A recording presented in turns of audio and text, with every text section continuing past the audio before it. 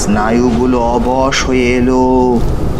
ভয়ার্ত চোখে সে দেখল কাঁচের বাক্সে একটা মৃতদেহ শোয়ানো আছে। গল্পদূত প্রেজেন্টস গল্পের হোম ডেলিভারি।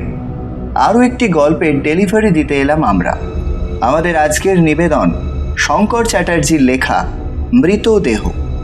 গল্পটি আমরা নিয়েছি খোয়াই পাবলিশিং হাউস প্রকাশিত শঙ্কর চ্যাটার্জির লেখা বিদ্যুতিক চুল্লি বইটি থেকে। শুনতে থাকুন আজকের গল্প মৃতদেহ।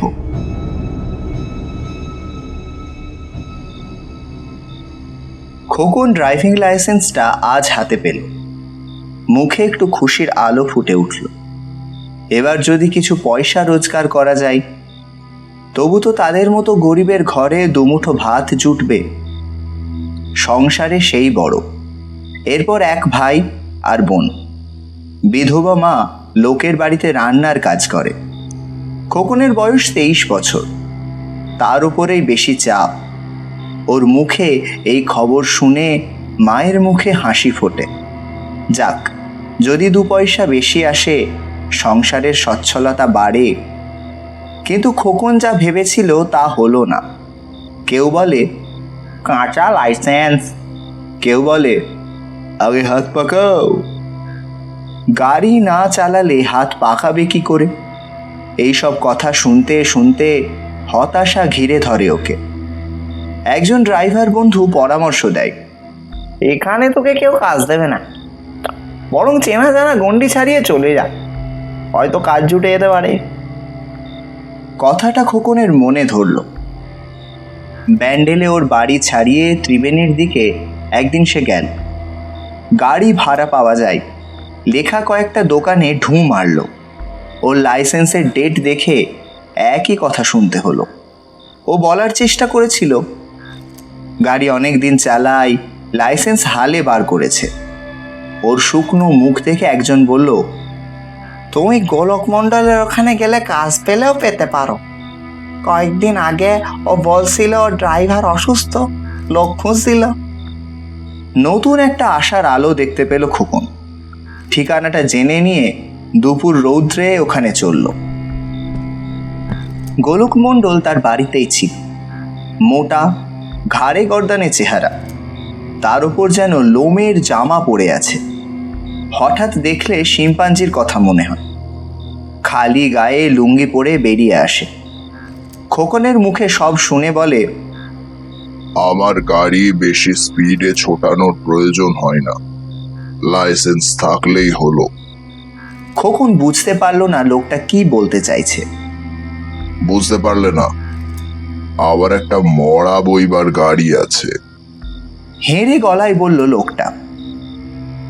ড্রাইভারের অভাবে রাতের দিকে ভাড়া কাটতে পারে না, এদিকে লোকের মরার কামাই নেই। মোদ্দা কথা, কাঁচে ঢাকা সব বহনকারী গাড়ি। একটা অস্বস্তি দেহে খেলে গেল খোকনের। কিন্তু নেই মামার থেকে কানা মামা ভালো, অগত্যা রাজি হয়ে যায়। খোকন তখনও জানতে পারেনি এই গাড়ি তার জীবনে বয়ে নিয়ে আসতে চলেছে এক মহা নিশার অন্ধকার।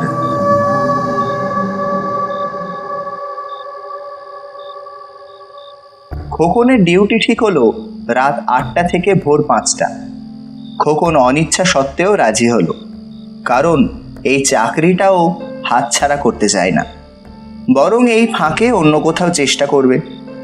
গোলক মণ্ডল বলল, প্রথমে আমি তোমাকে মাসে 5,000 দেব, কাজ দেখে মাইনে বাড়াবো। এই 3 দিন এখানকার রাস্তাঘাট একটু চিনে নাও। কথাবার্তা পাকা করে বাড়ি ফিরল খোকন। বাড়িতে মরার গাড়ি চালানোর খবরটা চেপে গেল, না হলে মা আগেই মানা করবে।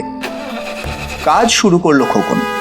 প্রথম প্রথম একটু অস্বস্তি হলো মৃত মানুষগুলোকে স্ট্রেচারে করে গাড়িতে তুলতে। অবশ্য মৃতের বাড়ির লোকেরাও হাত লাগাতো, তবে রাত 12টার পর সাধারণত কোনো ডাক পড়তো না। ও গোলক মণ্ডলের গ্যারেজে রাতটা ঘুমিয়ে কাটিয়ে দিত। পাশেই সববাহী গাড়িটা নিশ্চুপ হয়ে দাঁড়িয়ে থাকতো। সতর্ক হয়েই ঘুমোতো ও। কখন ফোন বেজে ওঠে, এইভাবে মাস দুয়েক কাটিয়ে দিল খোকন।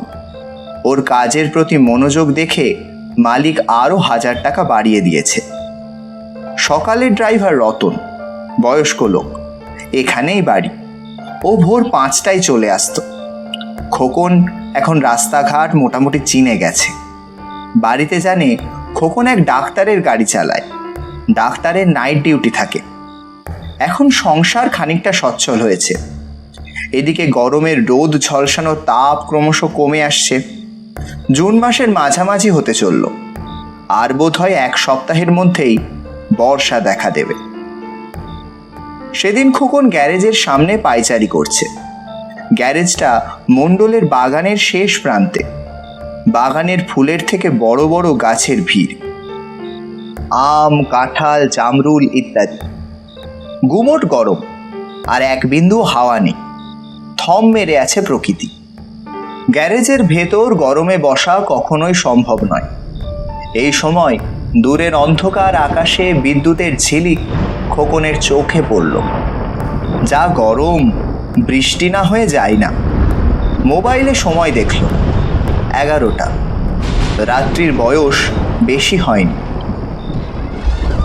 হঠাৎ গ্যারেজের ভেতর থেকে কাঁচ ঢাকা মৃতদেহ রাখার বাক্সটার ছিটকিনির চাপা শব্দ ওর কানে এলো, যেন কেউ ছিটকিনি খুলে বেরোবার চেষ্টা করছে। বুকে একটা শিরশিরানি উপলব্ধি করলো খোকন। তারপরেই মনকে বোঝালো এ অসম্ভব ব্যাপার, ও নিশ্চয় ভুল শুনেছে। মনকে শক্ত রাখবার চেষ্টা করলো। গ্যারেজের ভেতর দিকে তাকালো। 40 পাওয়ারের বাল্বের আলো অন্ধকারকে পুরোপুরি দূর করতে পারেনি। তবু নিঃসন্দেহ হবার জন্য ও পায়ে পায়ে গ্যারেজের দিকে এগিয়ে এলো। চোখে পড়ল ছিটকিনি আটকানো খালি কাঁচের বাক্স। তখনই ওর কানে ভেসে এলো মেঘ ডাকার গুড়গুড় শব্দ। একটা ঠান্ডা বাতাসের স্পর্শ ওর শরীরে লাগলো। তার মানে বৃষ্টি আসছে। গোলকমণ্ডলের বাগানটা অন্ধকারে ঢেকে আছে। গাছে বাতাসের ছোঁয়া, গরম ভাবটা কমতে শুরু করছে। এই প্রথম একটা কথা খোকনের মনে আঘাত করলো। বৃষ্টি নামলে এই গ্যারেজেই কি ওকে আশ্রয় নিতে হবে? কথাটা মনে হতেই একটা গা ছমছম অনুভূতি শরীরকে ঘিরে ধরল। কিন্তু কেন এই অনুভূতি? ও কি ভয় পাচ্ছে? ভয়ের কারণ কি? আসলে ছিটকিনি খোলার শব্দটা এখনো কানের ভেতরে ওর রয়ে গেছে। বাতাসে গাছের পাতাগুলো কেঁপে উঠল। বর্ষার প্রথম বৃষ্টির জল খোকনের মাথায় পড়ল। আকাশে বিদ্যুতের চমকে 1 সেকেন্ডের জন্য বাগানটা আলোকিত হয়ে গেল। পরক্ষণেই কোথাও বাজ পড়ল। অনিচ্ছা সত্ত্বেও গ্যারেজের দিকে এগোলো। গাড়িটা ওর দিকে মুখ করে দাঁড়িয়ে আছে। মৃতদেহ রাখার জায়গাটা পিছন দিকে। আলো মাঝামাঝি থাকার জন্য পিছন দিকটাই আলো আঁধারির পরিবেশ। বৃষ্টি বেশ জোরেই নামল। গাছের পাতায় রিমঝিম ধ্বনি। 11:30 বেজে গেছে। খোকন গ্যারেজের সামনে দাঁড়িয়ে বৃষ্টির হাত থেকে বাঁচতে পারছে না। এদিকে বৃষ্টির তেজ ক্রমশ বাড়ছে। ভয়কে সংযত রেখে আরও একটু ভেতরে ঢুকল। গাড়িতে ড্রাইভারের সিটে ঢুকতেও গা শিরশির করছে। এই সময় ওর নাকে অগরুর গন্ধ ভেসে এলো। এই কদিনে মরা বয়ে বয়ে গন্ধটা নাকে পরিচিত হয়ে গেছে। বিকেলে রতনদা নিশ্চয় কোনো ক্ষেপ খেটেছে, তারই গন্ধ এখনো ছাড়ছে। তবু সে গাড়ির কাঁচের বাক্সর দিকে তাকাতে পারল না। মন থেকে বিস্তর ব্যাখ্যা দিয়েও আতঙ্কটাকে চেপে রাখতে পারছে না, বরং পরিবেশের সাথে সাথে সেটা বেড়েই চলেছে। বাইরে রীতিমতো দুর্যোগ শুরু হয়ে গেছে। বৃষ্টির সঙ্গে ঘন ঘন বাজ পড়ার শব্দ ওর কানে তালা ধরিয়ে দিচ্ছে। খোকনের চোখে মুখে বিপদের আশঙ্কা, কিন্তু বিপদটা কিসের সেটাই ভেবে পাচ্ছে না। এবার ওর নাকে অগরুর সঙ্গে ধূপের গন্ধ নতুন করে এসে লাগলো। এবার যেন স্নায়ুগুলো বিদ্রোহ করে উঠল। বৃষ্টিটা না হলে এই মুহূর্তেই হয়তো ও গ্যারেজ ছেড়ে বাইরে চলে যেত। অনেক চেষ্টা করলো নিজের মনকে বোঝাতে, অহেতুক সে ভয় পাচ্ছে। ভয় জিনিসটাই এমন, একবার যদি মাথায় ঢুকে যায় হাজার চেষ্টাতেও বার করা যায় না। ও নিজের অজান্তে নাকটা দুবার টানলো। ধূপের গন্ধ আরো বেশি করে ওর শরীরে ঢুকলো। আর সংযত থাকতে পারল না সে। উৎকণ্ঠা কমাবার জন্য গন্ধের উৎস খুঁজতে লাগলো। মৃতদেহ রাখার কাঁচের ঘরটা ওকে অনেকক্ষণ থেকেই আকর্ষণ করছিল। এখন ভয়ে ভয়ে ওই আবছা অন্ধকার বাক্সের দিকে তাকালো। আর সঙ্গে সঙ্গেই এক লহমায় দেহের সমস্ত রক্ত যেন মুখে উঠে এলো। স্নায়ুগুলো অবশ হয়ে এলো। ভয়ার্ত চোখে সে দেখলো কাঁচের বাক্সে একটা মৃতদেহ শোয়ানো আছে। বিস্ফারিত দৃষ্টিতে সে সম্মোহিতের মতো তাকিয়ে রইল। তার উত্তেজিত মস্তিষ্কে নানা কথার খেলা চলছে।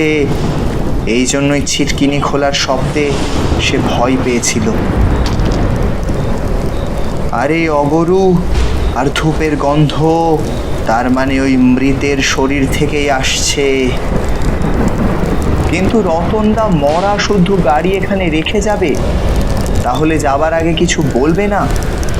মাথা যেন এই বিষয়টা মেনে নিতে পারছে না। সব কিছু তালগোল পাকিয়ে যাচ্ছে। হঠাৎ তার দুটো চোখ আরো সতর্ক হয়ে উঠল। সে দেখতে পাচ্ছে মৃতদেহটা ধীরে ধীরে নড়ছে। খোকনের মুখের রেখাগুলো ভেঙে চুরে যাচ্ছে। ছুটে পালাবার জন্য মন ব্যাকুল হয়ে উঠেছে, কিন্তু পা দুটো সম্পূর্ণ অবশ। কাঁচের পাল্লাটা খুলে গেল। নিষ্প্রাণ দেহটা হামাগুড়ি দিয়ে নিচে নামছে। ওর মস্তিষ্ক এবার বিপদ ঘন্টি বাজালো। আর এখানে থাকা যুক্তিসঙ্গত নয়, কিন্তু বিদ্রোহ ঘোষণা করেছে ওর পা দুটো। শরীরের বাকি অংশ কেমন যেন অবশ হয়ে আছে। এ কি তবে অত্যাধিক ভয় পাওয়ার কারণে? সেই মৃতদেহ একটু কাছাকাছি আসতে খোকন মরদেহের মুখ দেখে অজ্ঞান হয়ে যাবার আগের মুহূর্তে নিজেকে সামলে নিল। এ কে? কাকে দেখছে ও? এ কি সম্ভব? না চোখের ভুল? সেই ঘাড়ে গর্দানে লোকটা, যার গায়ের কালো লোমগুলো অনেকটা বন মানুষদের মতো। আচমকা খোকনের কানে ঝড় বৃষ্টি ভেদ করে কান্নার শব্দ ভেসে এলো। মালিকের বাড়িতে নিশ্চয় কিছু হয়েছে, কিন্তু মালিক তো এখানে। চোখের সামনে থেকে গোলক মণ্ডলের মূর্তি অদৃশ্য হয়ে গেল। খোকন ঝড় বৃষ্টি উপেক্ষা করে বাড়ির মধ্যে ঢুকে দেখলো মালিক হাঁ করে বিছনায় মরে পড়ে আছে।